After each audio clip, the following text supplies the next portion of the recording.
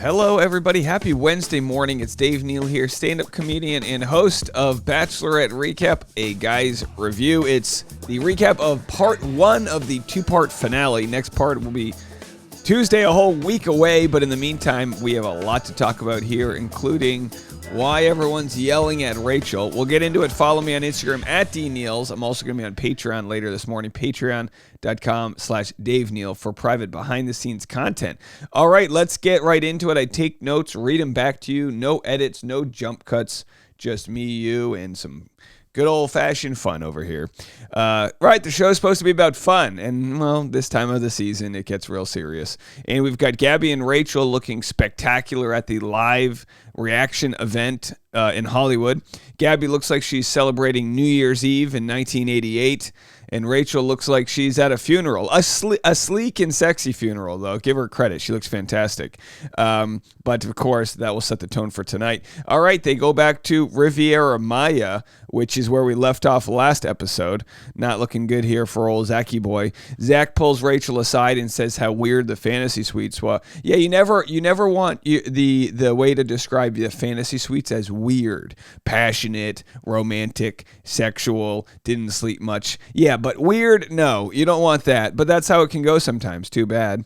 They had such a magical date at the movies. Remember that? Yeah, we got the old movie theater. Remember this? The old, hey, we're watching the movies here. We're having fun. Movie theater Dave. But the movie ended, and it didn't end on a happy note. He really did love her, he says. He saw a future with her, but says he needs to go. Rachel says she wishes she could have gotten there. He says it's a two-way road, and at least now they know. Wowie. This movie presented to you by Heartbreak. All right, so Tino and Avon are watching from a distance, and Tino goes, that may be Zach being walked out right now. Like they're kind of watching it from like afar as they're sweating. Like, oh boy, did we just dodge that bullet? Now Rachel goes back to the other two guys and says, I don't want to speak ill will, which is always what you say before you speak the illest of the willest. She's like, I don't want to speak ill will, but that guy made fantasy suites awkward. She says she doesn't need guys who question her character, which of course Zach had said he saw two different sides to her, and she took that as questioning her character, which in the moment, of course, she's going to come off a little defensive. I've grown to like Rachel throughout the season. I understand she's handling, by the way, my voice sounds horrible. I am a little under the weather. I did put some honey in my pumpkin spice coffee. If you want to talk about who's the basic bee now, it's me. I'm the baby back basic bitch. That's right, folks, which is fine with me. The show must go on as it does. But yeah, I actually really like Rachel. She's a complicated character. You know, she gets defensive easily. She's got similar qualities to Claire, whom I also love, because they wear their heart on their sleeve and they want the best, but also expectations are set high. Perfection is the enemy of good. All those things they'll probably have to work on and figure out in their lives, like the rest of us do. So anyway, she's. I didn't see Zach questioning her character as much as he knew things were off. It's that old Zach Brown song. I saw goodbye in her eyes. It's like you know, right, guys? You know when someone's not into you. Are you guys into me? Hit the like button. All right. Rachel sees her family. She's dressed like a chic Orange is the New Black prisoner. Well, that's Big Tony there. Well, let's see. Where's Rachel? There she is. Yeah, she's dressed as if she's the new guest star in Orange is the New Black. That's an old reference. Did you know my old roommate when I lived in Harlem starred in Orange is the New Black? You can guess who that is. When he was like, I'm on a new TV show. I'm like, where is it going to premiere? He's like, Netflix. I'm like, you're on a web TV show? How desperate. Then I found out it's going to be a huge show. That was back before we had streaming TV. All right, Rachel sees her family. She's dressed in orange, or burnt orange. Big Tony makes an appearance. The infamous Big T. Avon enters, meets the fam, gives Rachel's mom flowers, and gives Big Tony a cigar. That was a fun little precedent. He said, let's give the dad cigars from now on. Big Tony tells Rachel he's excited for how Rachel is speaking of Avon. Big Tony is coming off very warm towards Avon. Yeah, he likes this guy. Avon speaks with Rachel's friends, says he can see himself getting there, but isn't there yet. They grill him, are you there? Not yet, but on the way. The GPS says I will arrive soon. Oh, wait, there's a detour. Hold on, I'm stuck in traffic. You know what? I'm just going to turn around. One of those GPS. Okay. Rerouting. Avon, are you there yet? Rerouting. Oh boy. Well. I think this is a good recap. Avon says he's ready for an engagement, but not sure if this is it. While Nate, Rachel's friend, is chugging wine and telling Avon that Rachel fully intends to get a ring, which is where we have the divide, where it all becomes about the ring and not the guy. They're like, she's gonna get one way or another. Neal Lane, you better open up that ring box. Rachel ain't leaving here without a ring. Rachel's friend Nate tells Rachel that Avon might not be ready.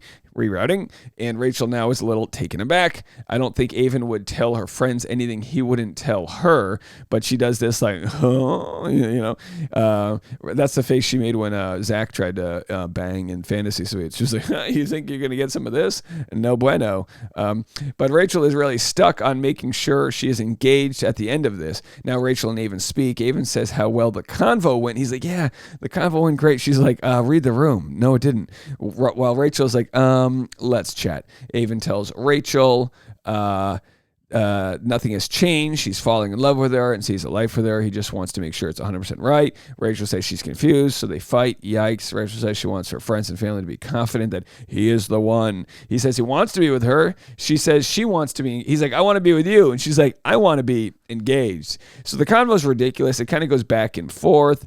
I want to make sure the timing is right, Rachel. Why are you yelling at me? He goes, I just want to make sure the timing's right. She goes, why are you like yelling at me? She kind of goes that like Amy Schumer voice. What are you doing? This isn't, oh no, you're being mean. And if that's a yell, it's the yell heard round the library. Now Gabby goes back. Should I do the whole episode in ASMR? The yell heard around the library. Now Gabby goes back to her family. The infamous Grandpa John returns. Let's go to that photo right there. Hold on. Grandpa John. No, that's not the one. Grandpa John's right there. And Gabby spills to everyone that she told Eric she loved him. Okay. Anyway, did I skip over the part where Avon had a convo? Avon has the convo with Rachel. I thought they might have kissed during this. Rachel, for sure, seems very, not flirty, but very warm in these live segments. This is a compliment to Rachel. I thought during the show, she was shown so many times in her flared limbic state, if you will. The limbic system, the fight or flight mode, the panicking, the anxiety, the lack of sleep, and all the pressure. It's almost like her ship, I hate to use this term because she's a pilot, it's almost like she's crashed and burned, and now she's reemerging a more honest version of herself. I don't know if that's true, but I always like to judge people based on how I see them on the live version, not the edited version, and I really like Rachel. I really do. It doesn't mean she doesn't have things she needs to work on like the rest of us, but it just means I feel like she was apologetic. Avon was apologetic, and you can kind of see that there's still some love there, of course. All right, Gabby back with her family. The infamous Grandpa John returns. Gabby spills to everyone that she told Eric she loved him. So we see a complete change of mood between Rachel's sort of downward spiral with Zach and Avon so far, and maybe Tino. And now we see Gabby saying, hey, I got the one. And it's very rare that somebody has one guy left at this point. It's almost like when the Super Bowl, when one team pulls away really early and it's like a landslide. So we have right now a landslide victory for Eric and Gabby. And of course, Gabby's family is just rooting her on so much. They just love her. She's got all these other wins in life, but doesn't have that love, that partner. And they finally think they found it. Gabby spills to everyone. She told Eric she loves him. It's wild to see this side of things, seeing how sure Gabby is of the relationship. Because usually the show hides this. Usually the show kind of wants to make it seem like it's not so lopsided. Eric tells Gabby that Gabby's dad that he can't imagine a life without her. Gabby's aunt says to let Eric see Gabby for all that she is, at her worst and best. Real powerful and empowering conversations happening. Gabby's aunt got a lot of love on social media after that conversation. Not a dry eye in sight. Very powerful stuff. Grandpa John says what we were all thinking. I want the best for her. Back to Rachel. Rachel meets Tino's family. Back to Rachel. Tino meets her family. Rachel tells her family that Tino's family doesn't like her. Right before they're meeting Tino, she's like, oh yeah, his family, they hate me. What a way to set up their expectations. And of course, they didn't hate Rachel so much as they thought the whole show was sort of a farce. Is that the right way to put it? They didn't think that they'd be able to find real love on a TV show. Tino says he's confident his family will 1,000,000% love Rachel. Tino tells Tony by the detour. Tino makes a detour by Tony's telemonitor. I don't know. Telestrator. I'm gonna make your daughter happy forever. Tino says he's feeling like it's really gonna happen. What he's wanted for weeks. Rachel says it went better than she could have expected. Then we see her meet up with Avon. Their convo continues. She's crying, and no matter what he says, she's upset. It's understandable. She wants to make sure he is there. He says he was caught up, and now she is taking his words and using them against him. Yeah, he's like, no, that's not what I was saying. So, she was kind of doing that thing where no matter what he said to her, she was going to make it worse. She tells him he can't give her what she needs. And look, believe Rachel when she says that, Avon. When she's like, you can't give me what you need, he's like, I guess I can. She says she needs to move on. It's a rough breakup. Avon says, I'm never going to get over this. Never going to give you up. Never going to let you down. Never going to, fantasy suite. Okay. Brutal breakup. Avon, tough loss, but probably the best for you. Back to the live reaction. Jesse Palmer goes, I don't even know what to say. Great response. Who knows what to say? Although you're paid a lot of money to know what to say. Jesse Palmer did a fantastic job with this live reaction. I said this, not to pat myself on the back, but I said this to everybody. I said, he's going to be well liked. Everyone's going to love Jesse Palmer. He's going to be fantastic. He's perfect for this job. And sure enough, he smacks it out of the park. Avon joins. Okay, we already had that photo. Let's go find it. Where is it? Avon joins the live after show, whatever you want to call it. Seems like he's walking on eggshells to apologize to her, but she says he tried his best. He was perfect, and they just weren't on the same page.